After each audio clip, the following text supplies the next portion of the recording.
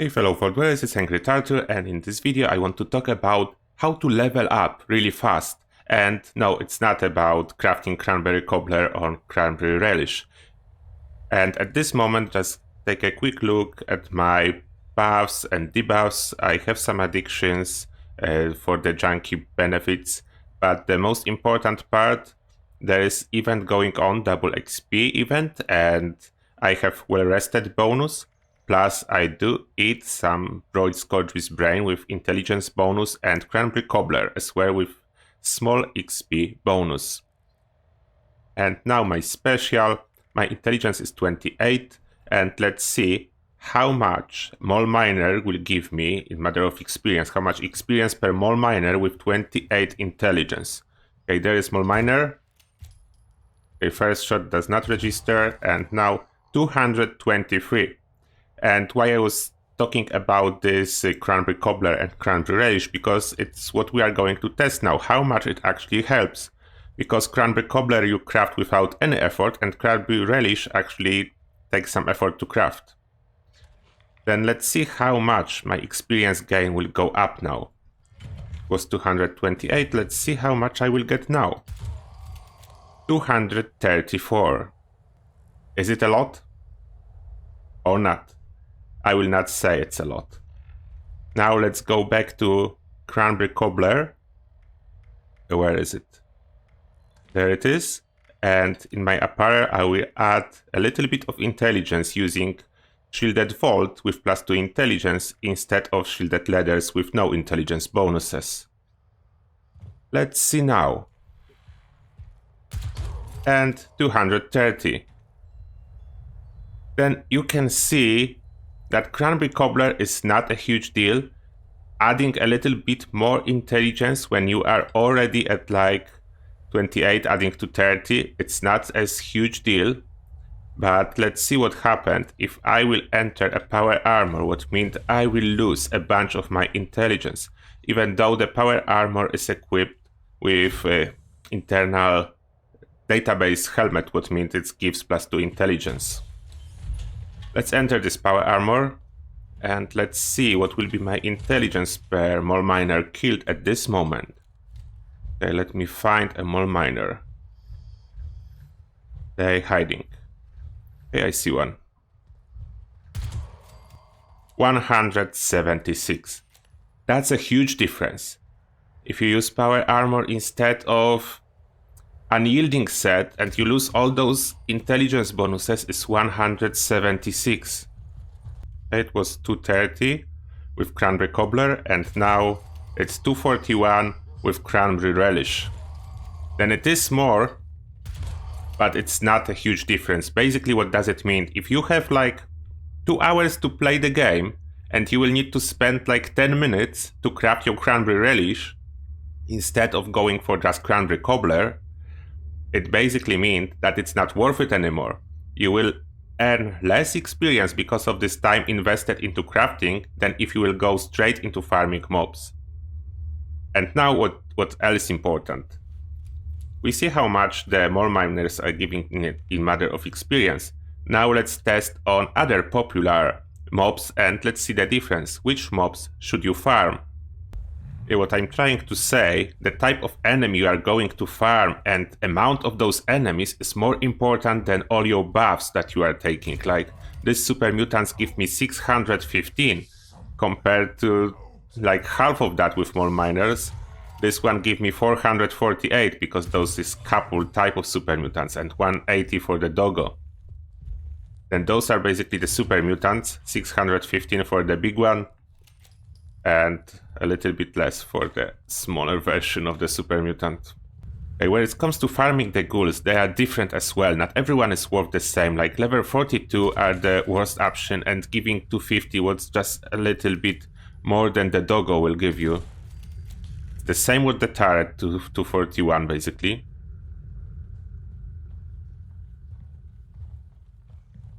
But the big ghouls, charge feral ghoul is 540, what's quite a lot. And disease charge feral ghoul is 386. For whatever reason, those are worth less than just charge feral ghouls are worth more. Then there is multiple types of ghouls, but generally if you go for those bigger ghouls, it's worth to farm them compared to like when at the White Spring you will have a lot of smaller ghouls that are not worth as much. But in the same time, if you go for the golf club and there is a lot of them, then you will be able to kill them really quickly, and a lot of them it will be worth again. Now we have fissure sites. Those are full of scorched. That unfortunately scorch is 382. It's not the best experience wise, but it's usually more than 4 ghouls, and the smallest scorch version is less than 300. And keep in mind it's all the values with very high intelligence and my buffs. Then 382 is good. And most of them look like it's worth 382, and only some of them are lower level, worth less than 300. Plus we have a Scourge Beast flying somewhere.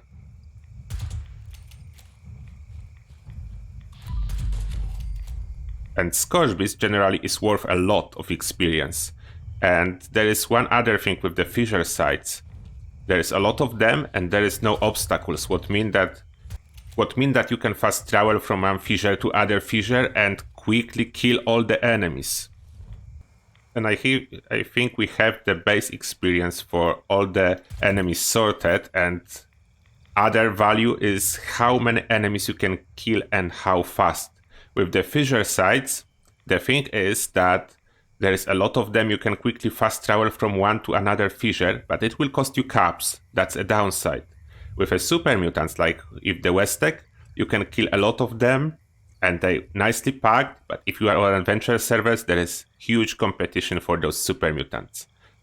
What else you should know is enemy respawn time. That's a very important knowledge, and not everyone realized that, and how enemies respawn. Like for the fissure sites, like in here, this fissure will respawn 10 minutes after I clear those enemies. The new Scourge Beast will be here exactly 10 minutes after I killed this one. And it doesn't matter if anyone will be around or not. The 10-minute timer ticking, they are back up. In case of place like a Westec Research Center, when I kill the enemies, they are ready to respawn after 10 minutes. But for them to respawn, it requires a new player to enter the area.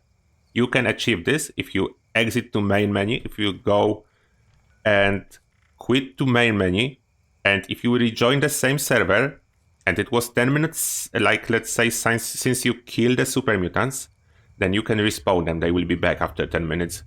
And timer starts when you kill them. If you like start measuring the time after killing the first one, and if you go back exactly after 10 minutes, only first one will respawn.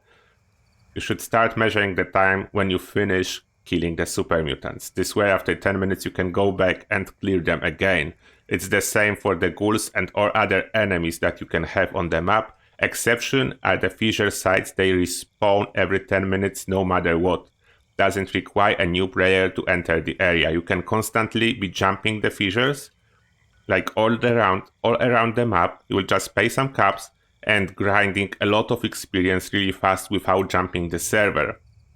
If you are able to clear them faster in 10 minutes, then you can just go and clear one small area, like let's say the General Steakhouse in meantime, and then continue with the fissure sites. For the low level players, what I can give like a general advice, look for a place with a lot of enemies that you can quickly kill, the highest possible level of the enemies that you can quickly kill, like let's say super mutants in Lumber Mill, or if you can go and kill the Grafton area, or if you can go and clear, let's say, the Beckley. This is all good option. If you can clear Welch, if you can go and kill the ghouls in White Spring Golf Club. The ghouls usually are low HP, then it's perfect for stealth builds that do not have full damage just yet, but already a good stealth. Then ghouls are perfect. And one more very useful tip that I almost never follow is kill enemies, but do not loot them. It will save you a lot of time, as you can kill them much faster than you can loot them, because you don't even need to go close to your enemies when you are just aiming for the experience. It's the hardest part for me to follow, because I like my loot. But look how fast I can clear it and how much experience I already gained. like half of the level in like no time. If I clear one more fisher, I will have probably another level up. If I will ignore enemies and just keep killing them, then I can grind multiple levels in short time. What I didn't show you yet, the egghead mutation is really OP for leveling up fast. And now let me quickly show you how to grind on a team with Mitzi. I recorded this footage yesterday and let's get into it. And now guys, very important, when you want to play on the team, equip your inspirational perk card for extra 50% experience. And now what I recommend to do when playing on the team, I'm here with Mitzi. Yes, I'm here. Hi. Mitzi is real, and I recommend, like you can see at this moment, Mitzi is with a shotgun, and she's not shotgun build, is stealth commando as me. And she's using this shotgun just to do very little damage and mark enemies for experience, but not to kill them. It's the best way, what I figure out, just one person is doing the killing and other teammates are just marking enemies. This way you do not rob each other from experience, and let us demonstrate. As we are both sneak builds, then we can just freely roam around, and whoever is doing the killing need to wait for the person with weak weapon to first mark everything, and when you have later some experience, then it's pretty easy for you to see when your teammate already marked enemies and when they are ready to go. And shotgun is very easy to mark enemies with a shotgun, as basically you don't need to aim too much. There is nice spread to help you out with this. And now there is a little change of the role. I'm carrying the shotgun and Mitzi will be killing the super mutants. And as you can see, I'm just shooting to mark them, then Mitzi can finish them off, and with shotgun it's super easy.